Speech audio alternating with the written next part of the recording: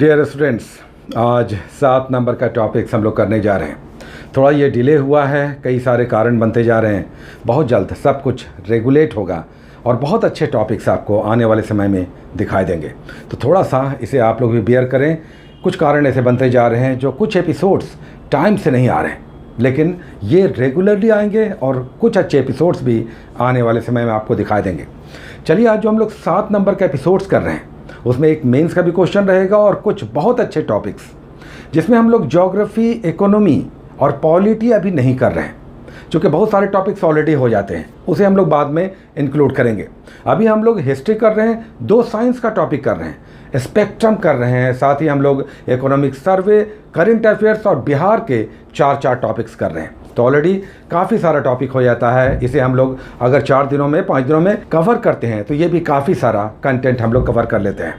लेकिन आगे बढ़ने से पहले उन क्वेश्चंस को देख लेते हैं जो हम लोगों ने टॉपिक्स लिया था, एग्ज़ाम्स में किस रूप में आए।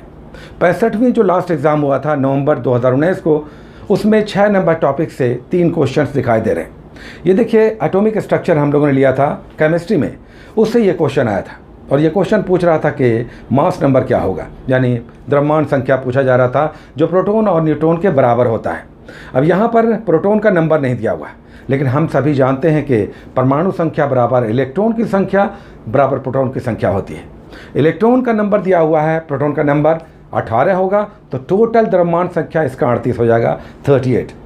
दूसरा एक क्वेश्चन डिस्ट्रिक्ट से आया है, हालांकि ये पिछले टॉपिक के जमुई ज़िला से नहीं है, लेकिन डिस्ट्रिक्ट से आया है, जिससे ये पता चलता है कि ज़िले से संबंधित किस तरह से हमें क्वेश्चंस करने हैं। और ये करंट बेस्ड था।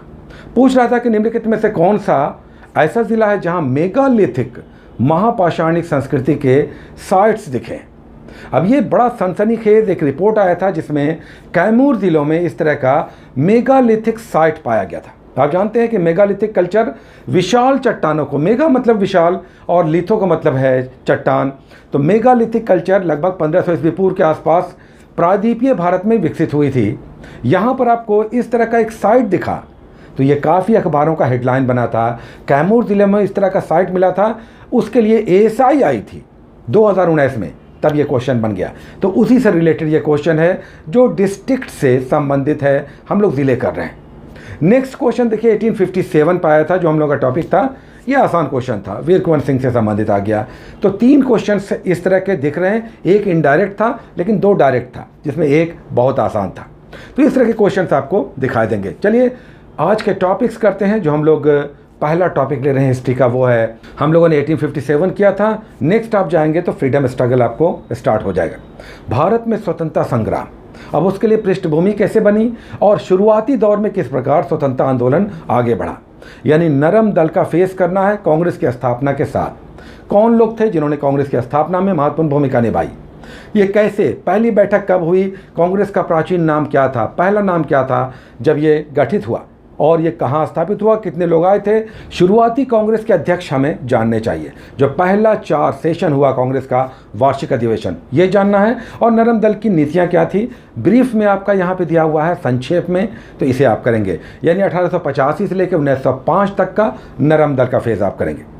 उसके बाद हम लोग साइंस के जो टॉपिक्स लेकर चल रहे हैं, तो हम लोग ग्रेजुअली इसे समाप्त कर लेंगे, तभी नया सब्जेक्ट लेंगे। जैसे फिजिक्स अभी हम लोग नहीं कर रहे हैं, तो केमिस्ट्री समाप्त कर लेंगे, तब फिजिक्स हम लोग उठाएंगे।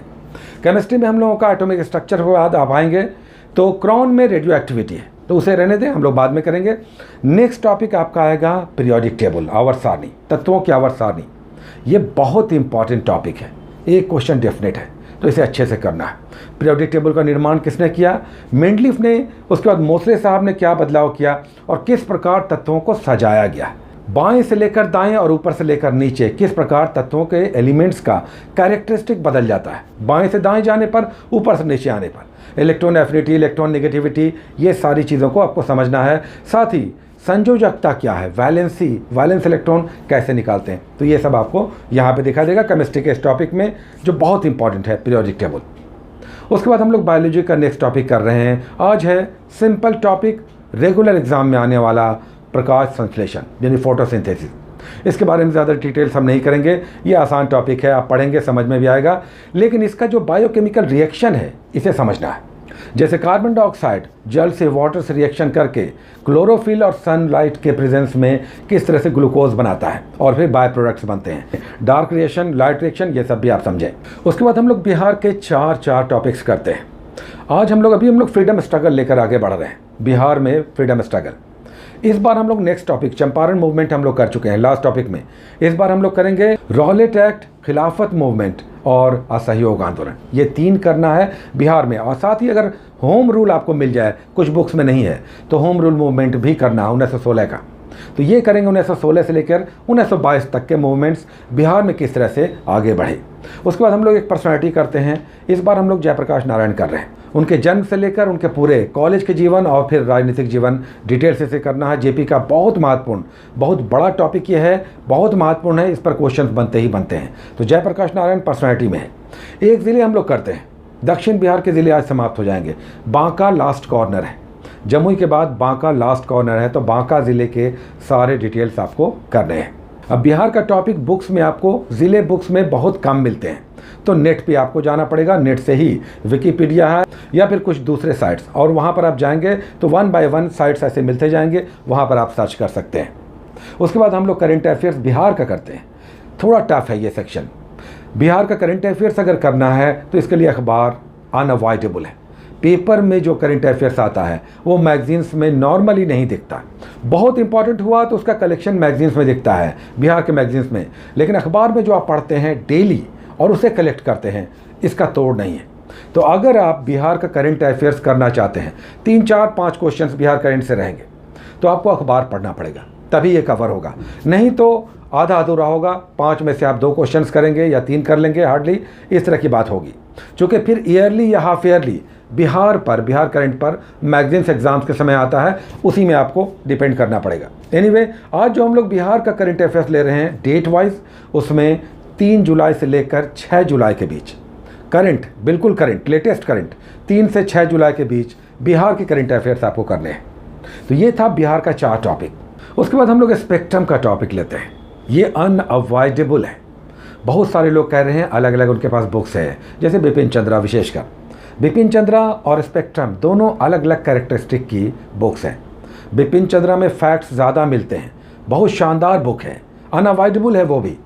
लेकिन स्पेक्ट्रम में थोड़ा विस्तार दिया हुआ है, समझाया हुआ है, थोड़ा सा फैक्ट्स को ज़्यादा डील किया गया है, तो इसकी अलग महत्ता है।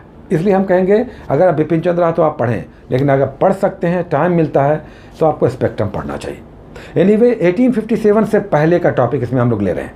1857 से पहले जो महासंग्राम हुआ, उसके पहले के कुछ घटनाक्रम को हम लोग ले रहे हैं, विद्रोहों को। इस बार जनजातीय विद्रोह हम लोग ले रहे हैं, जिसमें 1857 से महासंग्राम से पहले किस प्रकार संथाल है या खासी है, अहोम विद्रोह है, ये सब आदिवासी विद्रोह किस प्रकार हुए, इसे आपको करना है स्पेक्ट्रम में। उसके बाद हम लोग विविध के टॉपिक्स कुछ कर रहे हैं, दोनों ही गाइड बुक में जो हम लोगों ने सजेस्ट किया है। उसके लास्ट में आप जाएंगे तो मिसलेनियस है, विविध सेक्शन है, उसमें से हम लोग कुछ महत्वपूर्ण टॉपिक्स को उठा रहे हैं मिसलेनियस से। आज हम लोग भौगोलिक नाम कर रहे हैं, ज्योग्राफिकल नेम, जैसे झीलों का देश कौन सा है, यूरोप का प्रवेश द्वार कौन सा है, या लैंड ऑफ थंडरबोल्ट किसे कहते हैं, अरब सागर की महारानी किसे कहते हैं, या मैनचेस्टर ऑफ इंडिया किसे कहते हैं, ये सब आपको यहाँ पर भौगोलिक नाम दिखाई देगा। ये भी अच्छा टॉपिक है। उसके बाद हम लोग आर्थिक सर्वेक्षण, इकोनॉमिक सर्वे कर रहे हैं। ये 3-4 टॉपिक्स चलेगा, आप जितना कर लें। अधिकतर मैगजीन्स में बजट और इकोनॉमिक सर्वे आपको मिल जाता है। तो इकोनॉमिक सर्वे के व्यापार है, इंडस्ट्री है, खेती है, अर्थव्यवस्था से संबंधित सर्वे है, देश किस तरह से आर्थिक क्षेत्र में प्रगति कर रहा है या प्रगतिशील है, इसके डिटेल्स यहाँ पर इकोनॉमिक सर्वे में आपको लेना है। उसके बाद हम लोग करंट अफेयर्स करते हैं, नेशनल करंट अफेयर्स लास्ट में। नेशनल करंट अफेयर्स में फरवरी मंथ में हम लोग इन कर रहे हैं, तो हम लोग 1 से 6 फरवरी 2020 का डेट वाइज करंट अफेयर्स करेंगे। इसके लिए आप चाहें तो ऑनलाइन जा सकते हैं, हर डेट का करंट अफेयर्स ऑनलाइन उपलब्ध है। तो 1 से 6 फरवरी 2020 का current affairs, national, international, sports, सारे डिटेल्स करना है। उसके बाद लास्ट में मेंस का एक क्वेश्चन है। अब इसमें बहुत सारे लोग कह रहे हैं कि हम दिखाएं कहाँ, लिख तो हम रहे हैं, काफ़ी लोग लिख रहे हैं, उनके कमेंट्स आते हैं, अच्छा आप प्रयास कर रहे हैं। अभी आप अपने स्तर पर लिखें, देखें, स्वयं समझें। इसके लिए आप चाहें तो पिछले सालों का यानी प्रीवियस ईयर्स का मेंस का सॉल्यूशन ले सकते हैं। ये किरण का इस तरह का एक सॉल्यूशन आया है, किरण पब्लिकेशन, जो पटना का किरण पब्लिकेशन है, उसका प्रीवियस ईयर्स का पूरा सॉल्व आया है, या केबीसी नैनो का भी है, और भी कई सारे पब्लिकेशंस हैं जो पिछले सालों के सॉल्व्ड पेपर्स मेंस के लाते हैं, तो ये आप ले सकते हैं। इसमें आप देख सकते हैं किस तरह से आंसर राइटिंग क्या होता है, हालांकि ये भी बेस्ट नहीं है। आज जो हम लोग मेंस का टॉपिक ले रहे हैं, हम लोग साइंस एंड टेक्नोलॉजी अभी कर रहे हैं। इसमें न्यूक्लियर और स्पेस टेक्नोलॉजी से एक क्वेश्चन डेफिनेट है, ऑलमोस्ट एक क्वेश्चन आता ही आता है।